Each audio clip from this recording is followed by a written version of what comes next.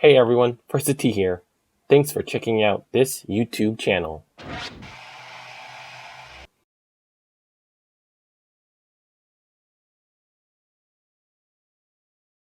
Congratulations, Bryson DeChambeau, on winning your first major PGA championship with the 2020 US Open.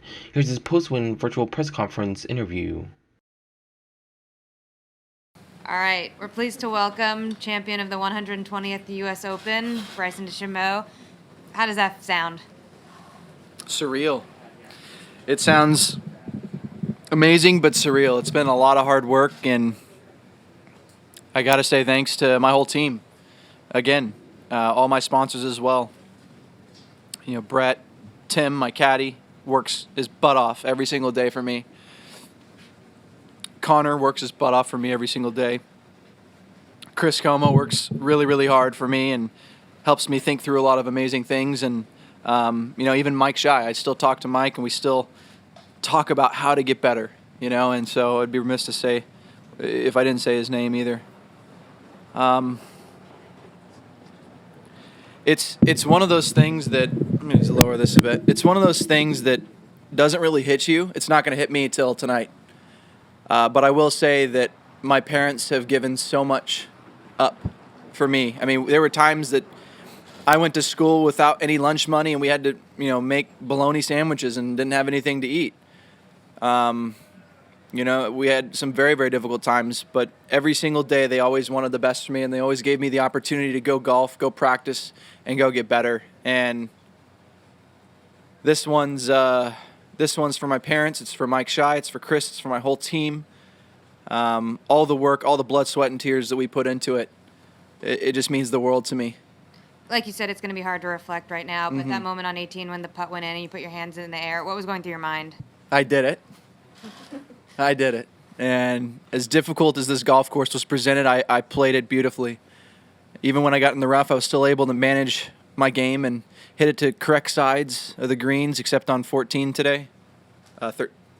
14. And kept plugging away. My putting was immaculate today. My speed control, incredible. That's why we work so hard on my speed control. You see me out there on the greens with the device controlling my speed, trying to control my speed. It's just something that allows me and gives me comfort to know that on this green or these speeds of greens, it's going to be repeatable. It's going to be this. It's going to be that. And so it just gives me comfort in knowing how far I can take it back and go through. And so many times I relied on science, and it worked every single time. We're going to take one from the Cisco WebEx. Your fans and backers are very passionate in their support of you. What do you have to say to them right now? I can't say thank you enough for supporting me and staying with me through thick and thin. And, there's always going to be people that say things. There's always going to be people that do things. But no matter what, my focus and my message to everybody out there is each and every day that you're living life, try and make this day better than the previous day. Let today's garbage be better than yesterday. And the fans that have always been there, the supporters that have always been there, I can't thank you enough for everything that you have meant for me. You've kept me pushing the needle, moving the needle, and you're going to keep inspiring me too. So I really thank you for everything. I couldn't do it without you guys. Cameron? Bryson, you said the T4 at the PGA felt like you were moving in the right direction. Yeah. But with all of the chatter and all the doubters that, what is he doing? Does this absolutely put you over the edge in terms of validating what you've done? Yeah, absolutely. And I'm not going to stop. Next week, I'm going to be trying a 48-inch driver. We're going to be messing with some head designs and do some amazing things with Cobra to make it feasible to hit these drives, hopefully 360, 370, maybe even farther. We don't know. Ron? Given the way you've adopted this approach, do you feel like you're potentially changing the game, or at least changing the way people think about playing in the game? I think I'm definitely changing the way people think about the game. Now, whether you can do it, that's a whole different situation. There's going to be a lot of people that are going to be hitting it far. Matthew was hitting it plenty far today. A couple putts just didn't go in for him today and kept the momentum on my side. So he's definitely got the firepower and the strength to do it. You got to be looking out for him in the future. There's a lot of young guns that are unbelievable players, and I think that this next generation is coming up into golf. Hopefully we'll see this and go, hey, I can do that too. Michael?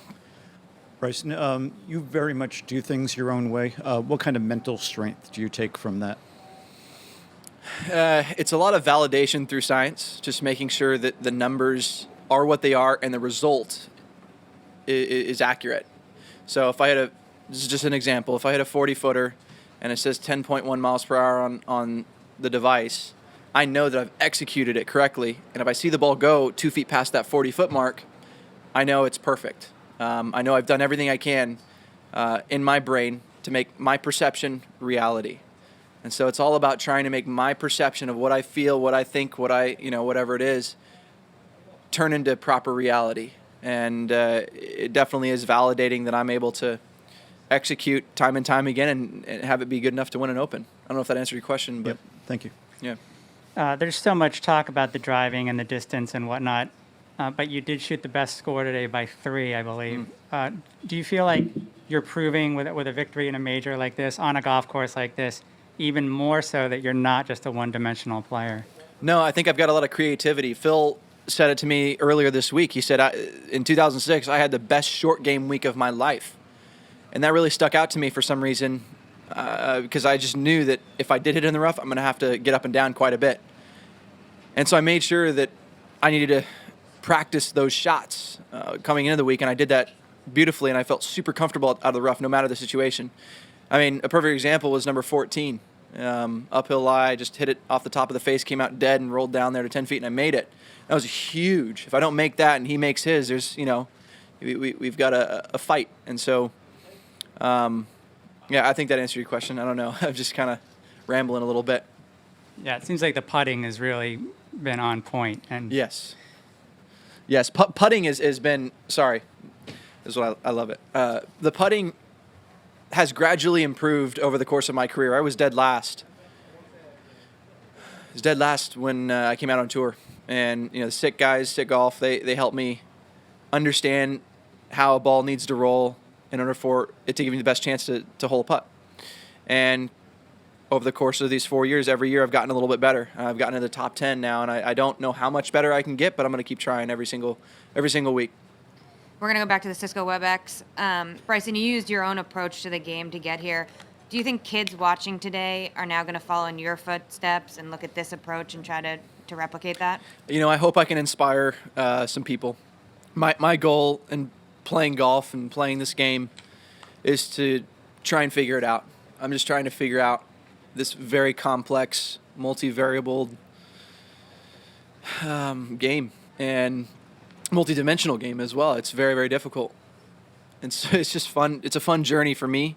I hope that inspires people to say, hey, look, maybe there is a different way to do it. And, not everybody has to do it my way. I'm not saying that. I'm just saying in general that there are different ways to do things. And if you can find your own way, find your passion, like Arnie said, swing your swing.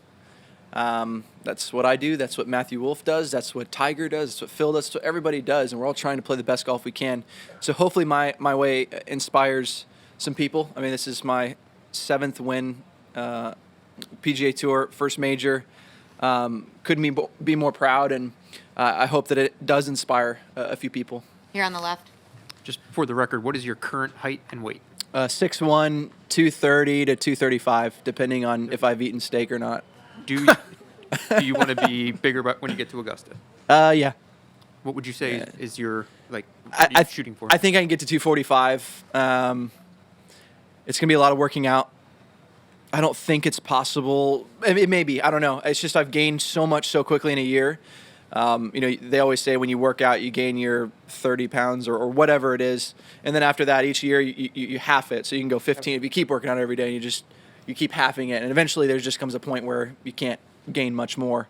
But I feel like I could still get up there if I work hard enough. What's your response to people who say, it can't be healthy for the body? Well, I am talking to a doctor. I got all my blood sample tests, everything back a couple weeks ago. And everything is fine so far. And we're going to keep monitoring it and making sure that I'm as healthy as possible because I do want to live for a long time. Rex and then Doug. Bryson, what drove you to the range in the cold and dark last night? What were you looking for and what did you find? Yeah, so my driver was not performing in the way I wanted it to. Thursday, Friday, I felt super comfortable with the driver. Saturday, wasn't comfortable. So I knew I needed to go to the range, figure something out. so I could play for tomorrow and be super comfortable. Because if I'm comfortable with the driver, I knew I could play golf and shoot under par on this golf course. I was able to find something out last night, and then on the 6th hole today, I figured out a little bit more, and that gave me the confidence to play for the rest of the day. And that was essentially, it's all about the governors for me. So, I have a limit to kind of what I do with the swing, so I don't over-rotate. And you can see I missed a lot of shots left this week. My left arm wasn't holding and being stable enough through impact, and so it was just rolling over, and that's why I was drawing it and hooking it a little bit.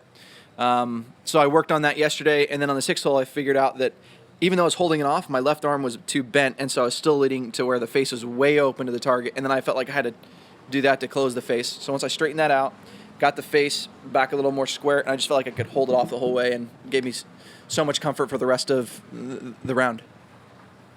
I was going to ask you what's for dinner tonight. Oh, steak and potatoes. Come on, man. We got to keep it going. Seriously, very simple here, Bryson. What makes you the happiest right now?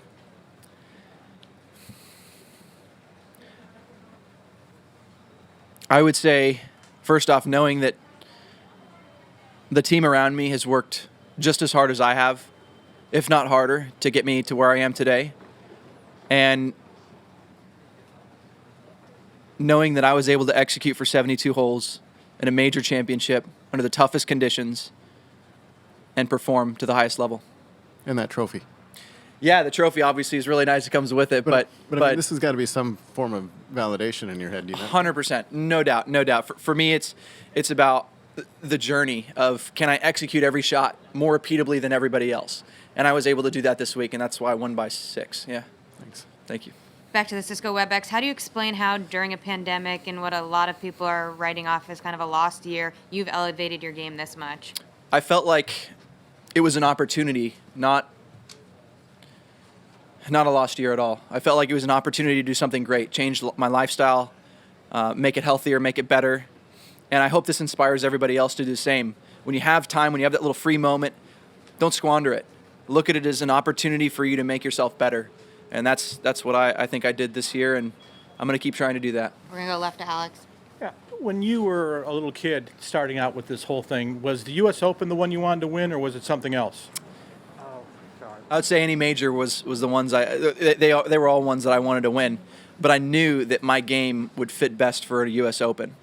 The reason for that is because I always felt growing up in college, I was always a super straight driver of the golf ball, super great iron player, and putting was always iffy, but I knew I could get around it on fast, quick greens. I was always really good on quick greens, and then I've become a great putter, and my ball striking has improved consistently, and now I've got an advantage with this length, and that's all she wrote. But yes, growing up, I would say the U.S. Open was the one I thought I could win the most. Ryan. Bryson, I don't mean to look past this accomplishment after a half hour, but have you thought about how you might game plan for Augusta National? Well, length is going to be a big advantage there. I know that for a fact. It's always an advantage pretty much anywhere. But given that fact, I'm going to try and prepare by testing a couple things with the driver. What I mean by that is 48 inches, and then I'll also do something with the face to account for the new speed that I'm going at. And then I got to get better with my iron play a little bit. I feel like I was great today, but definitely the driver needs to go straighter. That's really my main focus still. Doug? If Bryson, if the USGA had a debriefing meeting tomorrow morning to talk about how this U.S. Open was won at Winged Foot, what do you think they'd be talking about? He's hitting it forever, and that's why he won. I mean, it was a tremendous advantage this week. I kept telling everybody it's an advantage hitting it farther. It's an advantage. And Mark Brody was talking to Chris Como, and they were both talking about how they just made the fairways too small this week to have it be an advantage for guys hitting the fairway. So what I mean by that is you can make it to, let's take an example of you going like a yard wide, right? And nobody's getting the fairway. Okay, length is going to win.